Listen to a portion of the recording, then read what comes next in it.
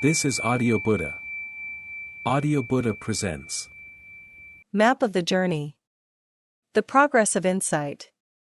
Based on Mahasi Sayadaw's book, Manual of Insight. Talked by Steve Armstrong. Part 4. Spiritual Goodies, Ecstasy, Bliss and Beyond. During this period of time, I'd like to wrap up the first of the Vipassana knowledges, the knowledge of comprehension, where we first become aware of the unique and the universal characteristics. So the unique characteristics of experience is for physical experience, it's the quality of the sensations that we feel. For mental experience, it is the quality of the mental experience, meaning something like anger feels differently than joy, joy feels differently than frustration, frustration feels differently than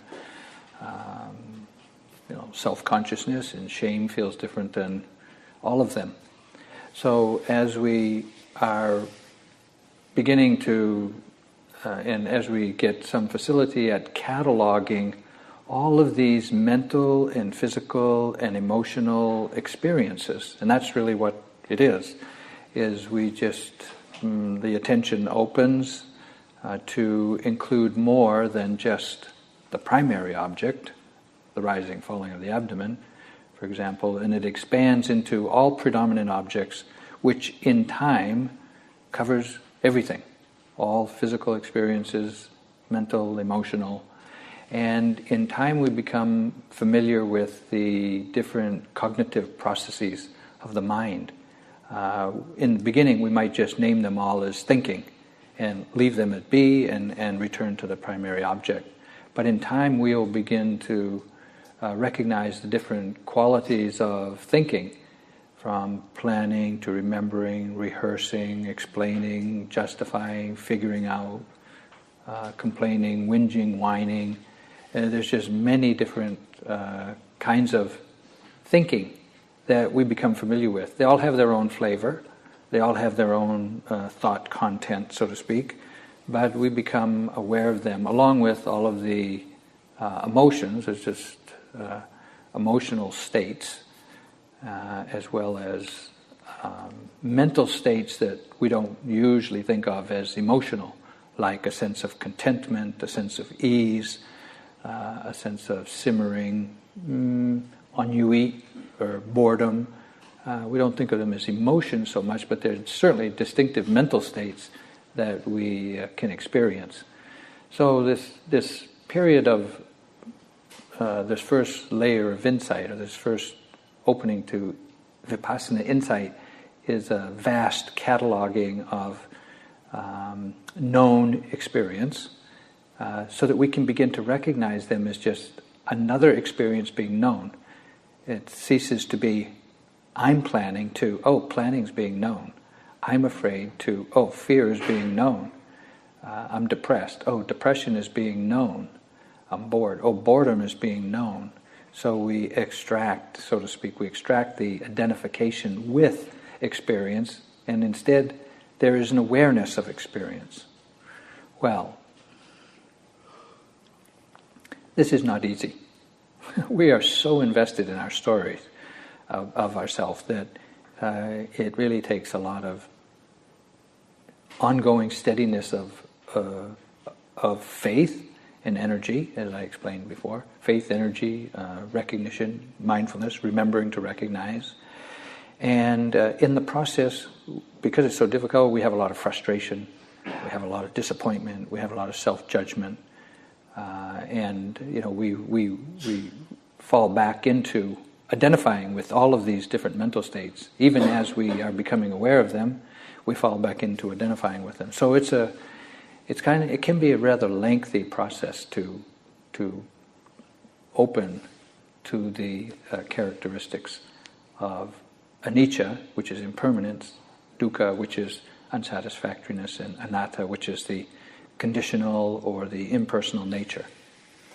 And when we do, or as we do open to these three experience, or these three characteristics of all experience, we complain. We really do not like to see that things are impermanent. We do not like to see that things have the dukkha characteristics, and we certainly don't like to see things that are basically the mind and the body are out of control. And so we are assaulted with all kinds of facts. Basically, we empirically get it, that this is the way it is, and it's pretty overwhelming. It's so disorienting that we can just, sometimes we just feel like we're going crazy. We just kind of go out of our mind. Not really going crazy, but we're really not happy with the way things are going.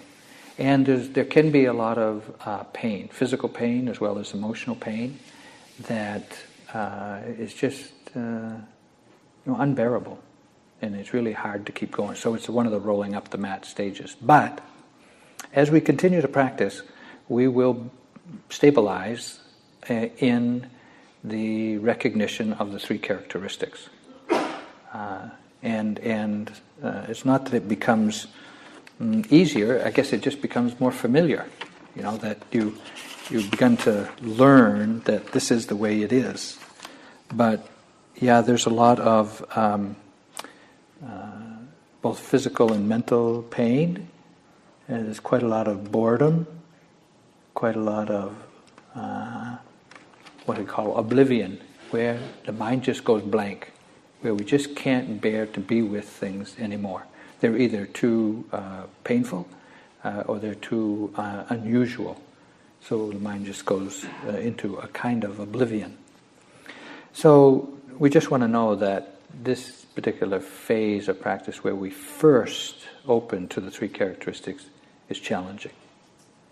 But, and also, as we open to see that things are impermanent, that things are not so satisfactory, and things are kind of out of our control, and they're impersonal, and they have their own nature.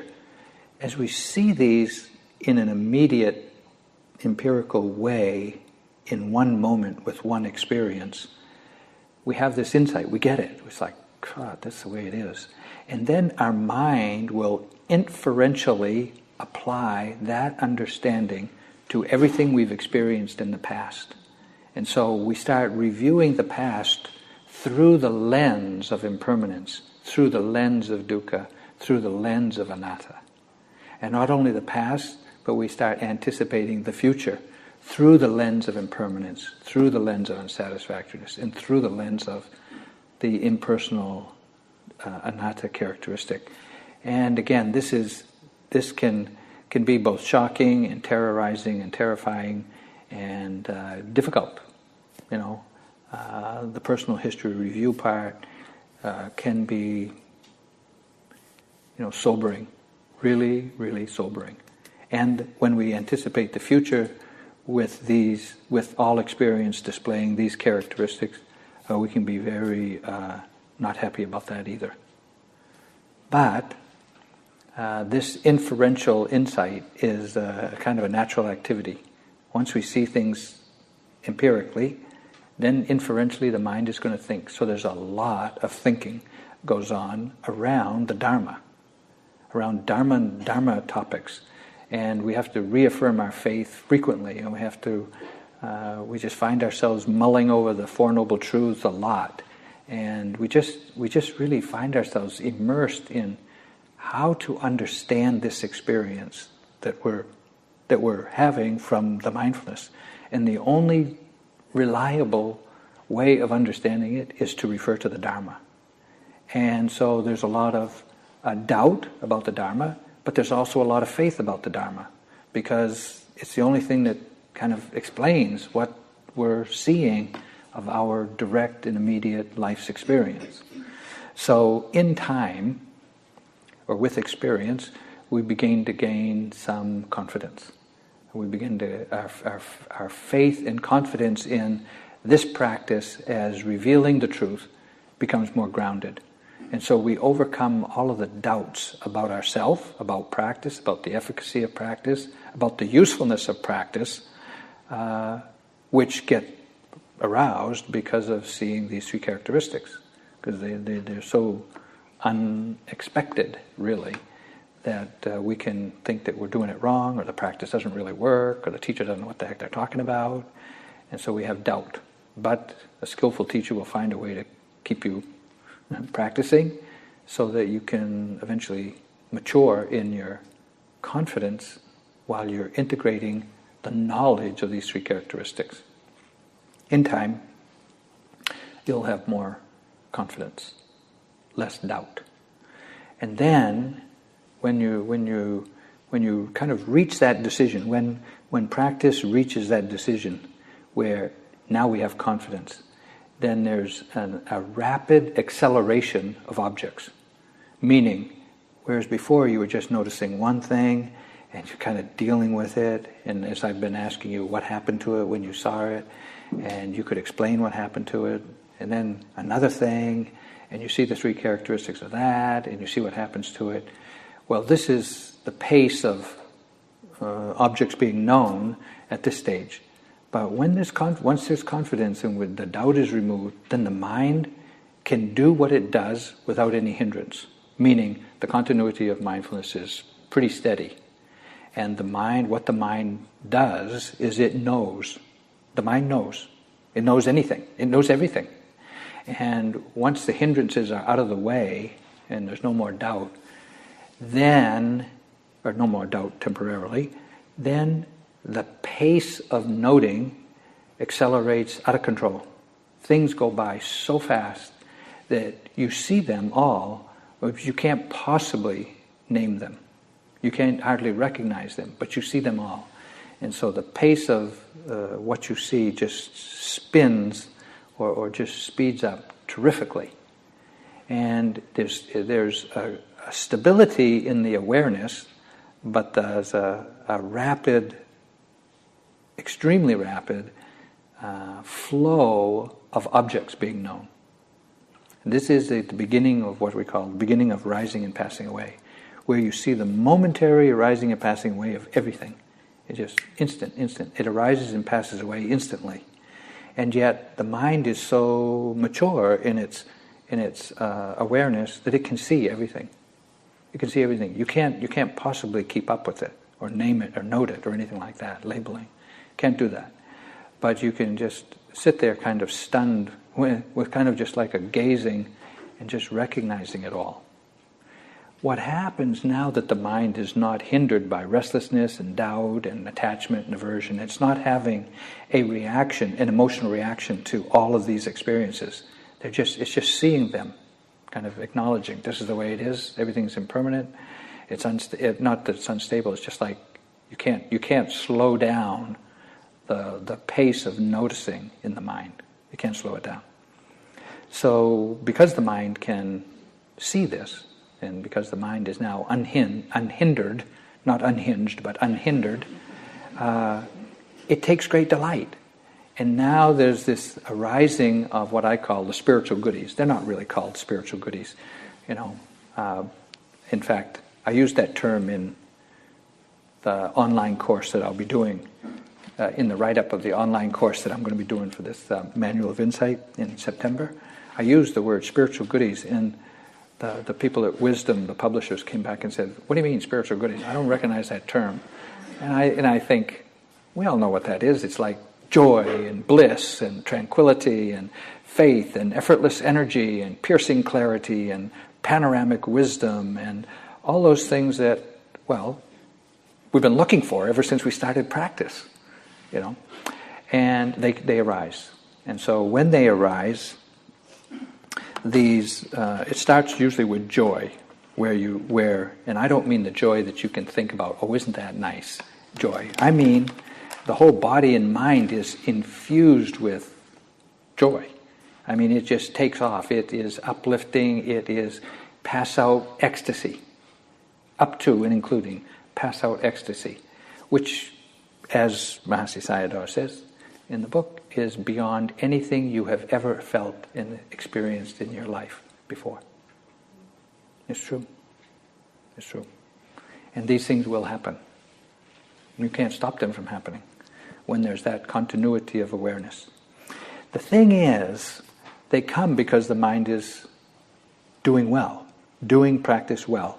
and we can have great tranquility, great stability of mind, and effortless energy without making any effort. It just happens. And the kinds of rapture or joy that we feel, just to give you some idea, there's momentary joy, which is kind of like these little goosebumps that just kind of flood through you, or you get these little like elevator drops, you get these little shocks to the whole system. Or then there's flashing joy, which is where you get this creeping goose flesh, where you get the chills just kind of, and your spine is just kind of like waking up, and you just kind of get pretty lit up like that. And then there's showering or overwhelming joy, where the whole body just feels like it's being washed with pleasantness, very uplifting pleasantness. And then there's uplifting joy, which is kind of like where the body is levitating, where the body just feels like it's so light. Really, this is because of the mind. The mind is so light and energetic. The mind conditions feelings in the body. So we call them pitija rupa. This is physical experience conditioned by the joy of the mind. And so because the mind is so light and it can just adapt to, it can go anywhere, it can notice everything without any effort, the body feels lighter than a feather. It's just so light. It's like you feel like you're levitating.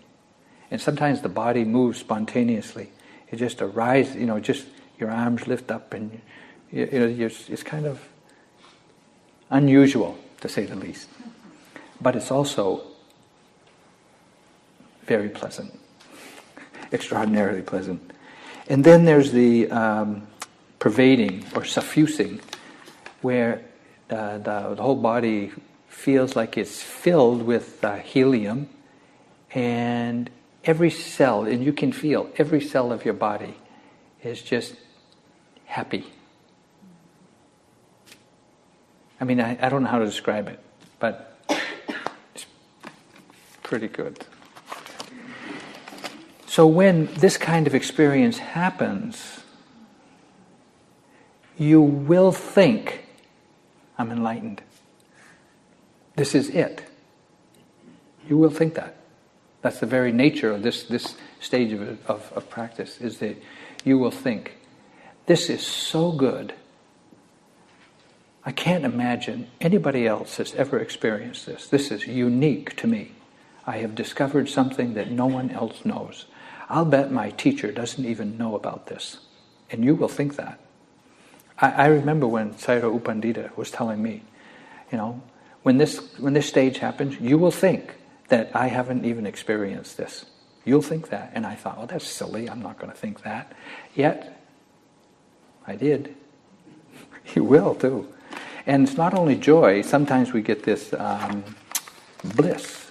We get a kind of bliss which is without the excitement of all this joy. It's just so smooth.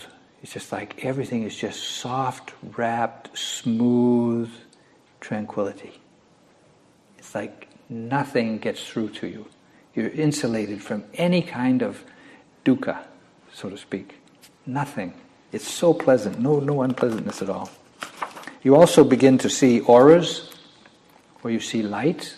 A lot of times, the lights that are flashing in your mind are so bright, even in the middle of the night, you'll think, if you're sitting in a dark room, you will think someone came in and turned on all the lights like are here in the room. And you're just sitting there with your eyes closed. And if you open your eyes to check it out, the room will be pitch black. And yet, when you close your eyes, it is lit up like spotlights. And you see these kind of lights everywhere, day and night, emitting from people, emitting from yourself. It's just phenomenal. Now, if you don't have a teacher that knows what you're talking about, if you go to your therapist and you say, hey, by the way, I'm having these kind of experiences where I'm just kind of like, wow, ecstatic half the day, and I'm just seeing all kinds of lights. You know what they're going to say? Here's some medication. Take these pills, or you better stop doing what you're doing. So you don't share these kind of experiences with other people. You share it with your teacher, because they can help you get over it. And you want to get over it. But no, you don't really want to get over it. You want to indulge. Really, you want to indulge in it all you can. And excuse me. And it's because these are so pleasant that we take delight in them. It's not that the experience of joy is a hindrance or a defilement, but the taking delight in it is. Okay? That's attachment. We get attached to this tranquility. We get attached to this joy. We get attached to this bliss. We get attached to this, piercing clarity. We get attached to this panoramic wisdom. We get attached to all of these spiritual goodies. And we attach to them with one of three qualities of mind. Either conceit, craving, or wrong view. And this is how we attach to them. If it's craving, we say, I want more. I like this. This is pleasant. This is satisfying. This is fulfilling. And you can't help but feel that way. Or when it's conceit, you say, wow, aren't I something? Wow, this is so much better than it was before. Now I'm a much better me than I was when I was suffering with dukkha. And through that comparing mind, we think, this is great. And then with wrong view, we think, this is happening to me. I'm making this happen. This is unique to me. And because of these, they don't appear as thoughts. I mean, you don't have those kind of thoughts. You wouldn't believe them anyway. But you have these assumptions which go unacknowledged underneath these experiences. You just have this assumption that this is really good. I'm really doing good, well. This is much better than before. And it's because of these kinds of attachment that we can't let go. Until we see that we're indulging in conceit, craving, and wrong view. Then when we see that that we are indulging in this conceit, craving, and wrong view, this attaching to these experiences, we have to make a decision. It's not that we make a decision, our practice unfolds in a decisive way.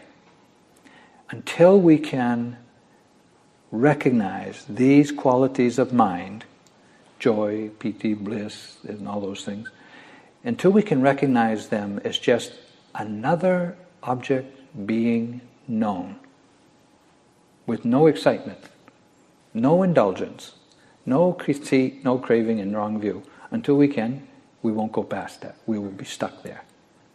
So basically we have to recognize these are just other experiences that have arisen due to causes and conditions outside of our control. It's not me, it's not mine, it's not who I am.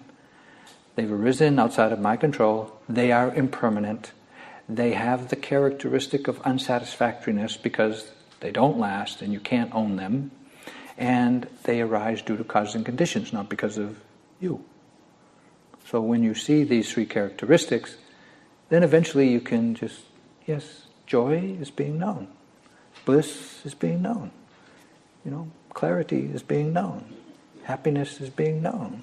Delight is being known. Okay, just like that pain was pain being known. Breathing in is being known. Breathing out is being known. Ecstatic bliss is being known. So when you can be that equanimous about these kinds of experience, then, of course, you move on. You move on. This is called the immature arising and passing away. Immature arising and passing away is when all these spiritual goodies arise and we attach to them with conceit, craving, and wrong view. As the mind becomes clear that this is going nowhere, these are just scenic turnouts on the route, so to speak, enjoyable, pleasant things. But your development of insight has stopped. We call them pseudo-nibbana. You think it's enlightenment. You'll think they're enlightenment. They're not. But you'll think they are. We also call them the upakalesis, corruptions of insight. In and of themselves, joy and bliss and clarity and effortless energy is not a defilement. It's the taking delight in them that is. Okay? So, and the taking the delight, the kind of delight we take is we feel gratified by these experiences. Of course, we've been looking for these kind of experiences. Remember all that dukkha that we were experiencing just before this? we were experiencing all this dukkha and pain in the body and itching and heat and all kinds of unbearable stuff. And we're looking for some relief. Well, now we finally got it. But we can't hang on to it. There are some qualities of mind that arise with this experience. And they are what I call the plasticity factors of the mind. Because neuroscientists understand now that the mind is not a fixed thing, it's malleable, it's flexible, and the more you work the mind, the more pliable and flexible it becomes. So there are these qualities of mind called lahuta, lightness of mind, adaptability of mind, proficiency of mind, straightness of mind. And when these upakalesas arise, or when these spiritual goodies arise, the mind is very light, very adapt. It can adapt to any experience you have. No matter what arises, you can be with it instantly and openly and receptively. And there's no hesitation at all in experiencing anything. And the mind becomes very straight, meaning it has no ability to deceive itself anymore. We have been deceiving ourselves for so long with our self-rationalizations and narratives and self-explanations and partial to ourself, that we don't know what's straight. But once the mind is straight and we see things just as they are without any spin, we're not spinning it in our favor or not spinning it in anybody else's favor, then the mind is very uncomplicated, very simple. Not like a simpleton, but it just is not easily confused.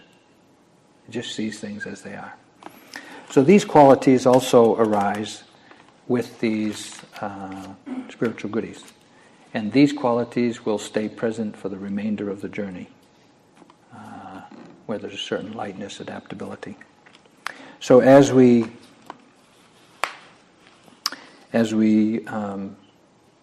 mature in our ability to let go of indulging in the spiritual goodies, then the arising and passing away becomes stronger, or the clarity of the arising and passing away becomes stronger and faster. And there is a tremendous amount of equanimity. Once we can put aside the attachment and the indulgence in the spiritual goodies, the equanimity becomes pervasive. And actually, it is said that this is as good as it gets, because you really do feel like practice is mature and it's clear, and you're not caught up in any of the defilements. The body is light and comfortable. It has you can sit for long periods of time without any effort, without any pain, without any discomfort. There's no more apparent dukkha. There's no more pain in the body. There's no more dissatisfaction with experience. Things do change, it's true, but the equanimity, the balance of mind in seeing the changing nature of things is stable. We don't mind seeing things, but seeing that things change. So the equanimity becomes really strong, and the clarity with which we understand these experiences and the three characteristics is phenomenal. You know, there's at this point there's just no doubt about the Dharma, the teachings of the Dharma, the practice of the Dharma, your ability to do the practice, the efficacy of it, the effectiveness of it, the value of it. No doubt. Doubt has not been uprooted, but it certainly has been arrested from arising at this point. So this is the mature stage of arising and passing away. Let me just see what else I want to say about this. 10 corruptions of insight. Yes. Okay.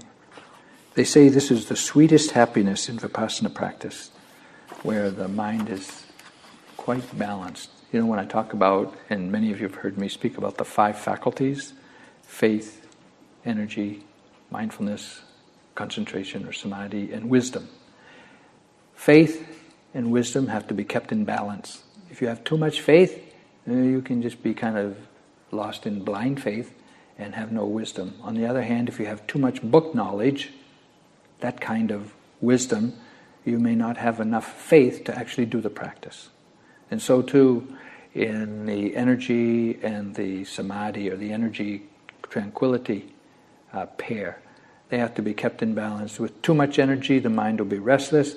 With too much samadhi or tranquility, the mind will be sleepy and dull. So it's mindfulness, the fifth factor, which keeps these two pairs in balance. And when these two pairs are kept in balance, then life proceeds very smoothly. The practice proceeds very smoothly with clear awareness and not being caught in sinking mind or agitation, not being caught in too much reflective thinking about your experience, but just actually able to be with experience. So this is, as I said, the sweetest happiness of